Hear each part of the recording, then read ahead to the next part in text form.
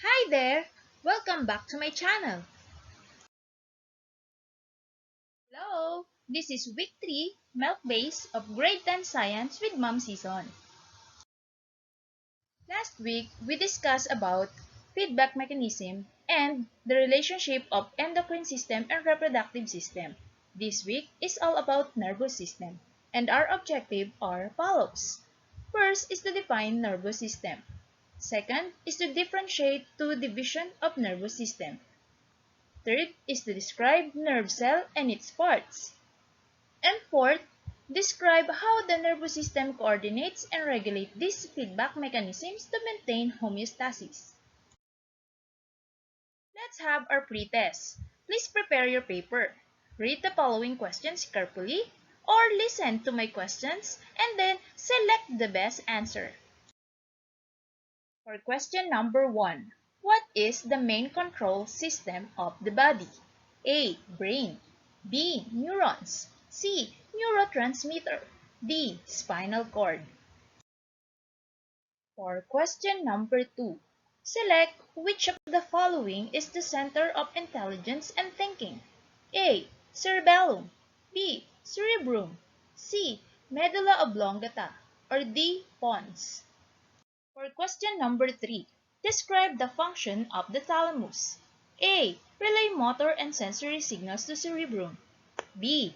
Main control system of the body. C. Center of intelligence and thinking. Or D. Responsible for emotions. Predict the part that regulates the sleep-wake cycle. A. Amygdala. B. Hippocampus. C. Hypothalamus. Or D. Thalamus. What controls the emotions such as fear and aggression? A. Amygdala. B. Hippocampus. C. Hypothalamus. Or D. Thalamus.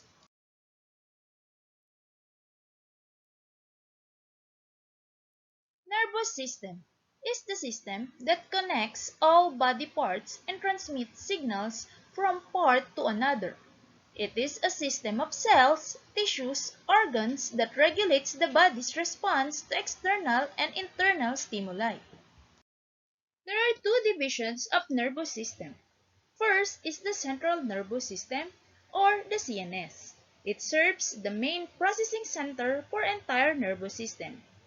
There are two components under central nervous system. It is the brain and the spinal cord.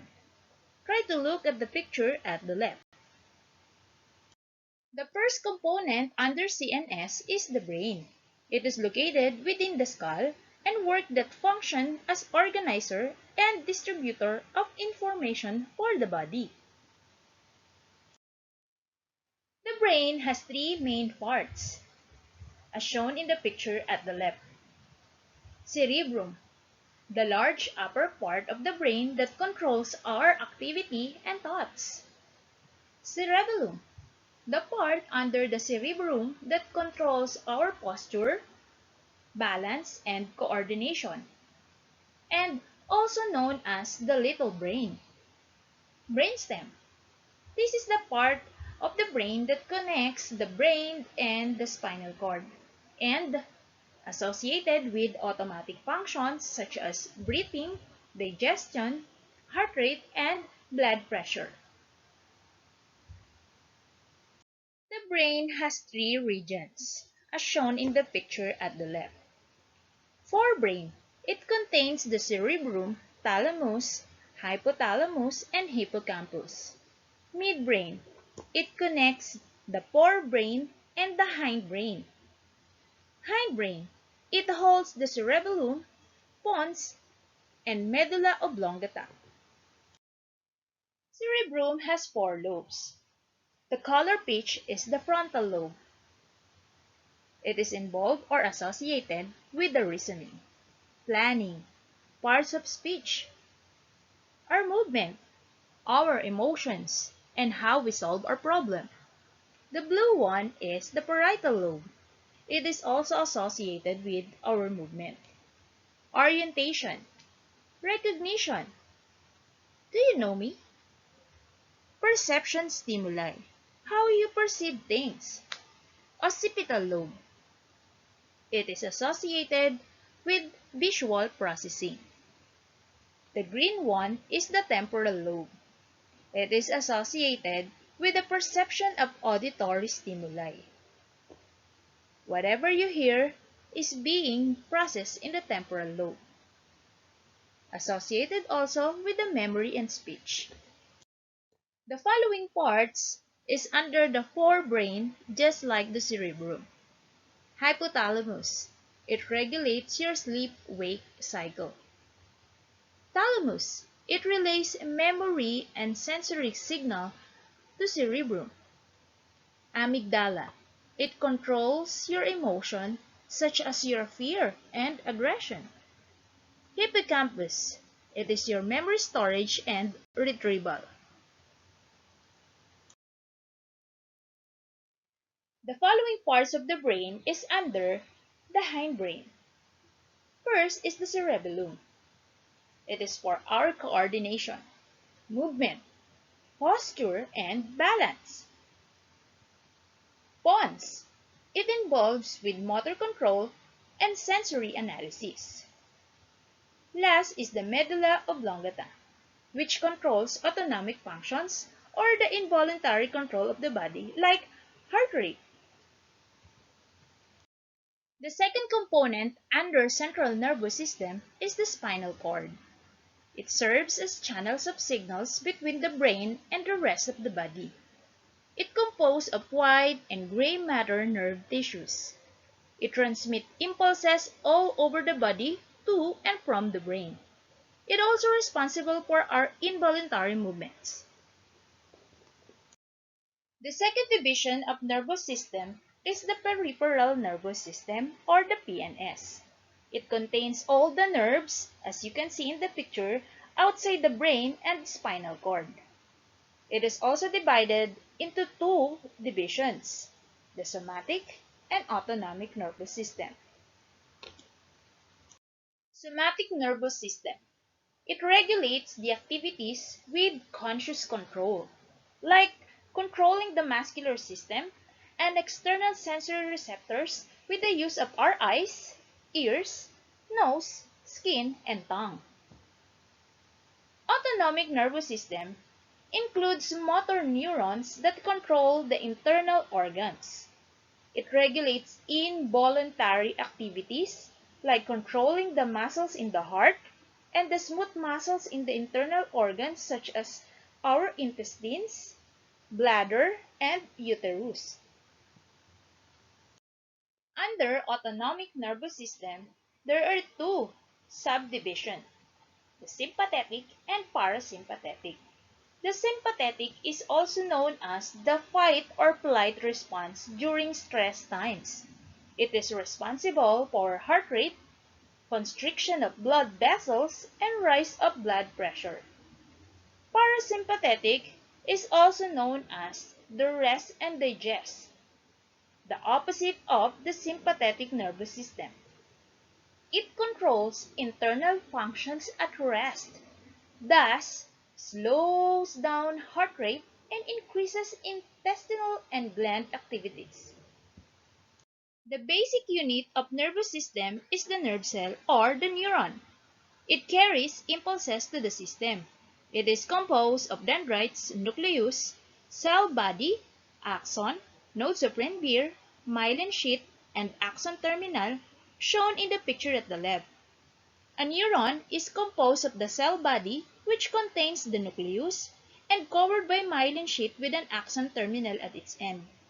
The dendrites receive the impulses and carry these toward the cell body, while the axon carries the impulses away from the cell body, which passes along the different parts of the neuron.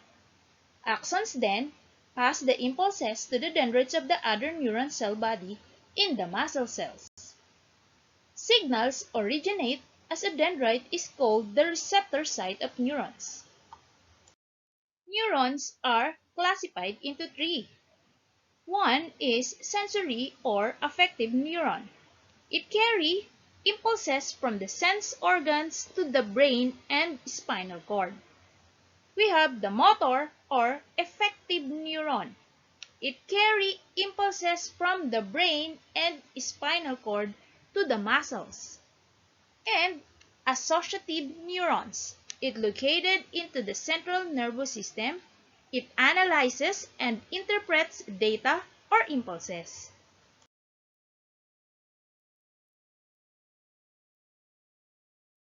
How is the message being transported in the nervous system? First, the stimulus had to trigger the information to be sent into the central nervous system. Our five senses, eyes, ears, nose, tongue, and skin, must collect all the information and send it to the brain in a nerve impulse. A nerve impulse is a wave of a chemical reaction and electrochemical change. When a nerve impulse reaches the axon terminal, neurotransmitters are released, which send the information across the synapse to stimulate the next neuron. How is the message being transported in the nervous system? First, the stimulus had to trigger the information to be sent into the central nervous system. Our five senses, eyes, ears, nose, tongue, and skin, must collect all the information and send it to the brain in a nerve impulse. A nerve impulse is a wave of a chemical reaction and electrochemical change. When a nerve impulse reaches the axon terminal, neurotransmitters are released, which send the information across the synapse to stimulate the next neuron. Now let's proceed with the diseases of nervous system. Alzheimer's disease is an irreversible progressive brain disorder that slowly destroys memory and thinking skills and eventually the ability to carry out the simple task. In most people with the disease, those with the late onset type, symptoms first appear in their mid-60s. Aphasia is an impairment of language affecting the production of comprehension of speech and the ability to read or write. Aphasia is always due to injury to the brain, most commonly from a stroke, particularly in older individuals. Cerebrovascular accident, or known as the CVA. The sudden death of some brain cells due to lack of oxygen when the blood flow to the brain is impaired by blockage or rupture of an artery to the brain. A CVA is also referred to as a stroke. Symptoms of a stroke depend on the area of the affected brain. A brain tumor is a collection or mass of abnormal cells in your brain. Your skull, which encloses your brain, is very rigid. Any growth inside such a restricted space can cause problems. Brain tumors can be cancerous or non-cancerous. A person may suffer from headaches and seizures. Epilepsy. It is a central nervous system neurological disorder in which brain activity becomes abnormal, causing seizures or periods of unusual behavior, sensations, and sometimes loss of awareness. Anyone can develop epilepsy. Multiple sclerosis. It is a potentially disabling disease of the brain and spinal cord. The immune system attacks the protective sheath or the myelin sheath that covers the nerve fibers and causes communication problems between your brain and the rest of your body. Parkinson's disease, or PD, or simply Parkinson's. It is a long-term degenerative disorder of the central nervous system that mainly affects the motor system. The symptoms usually emerge slowly, and as disease worsens, non-motor symptoms become more common. The most obvious early symptoms are tremor, rigidity, slowness of movement, and difficulty with walking. Here are the steps to keep your central nervous system healthy. Step 1. Exercise on a daily basis, like walking, jogging, and running. Step 2. Get plenty of sleep.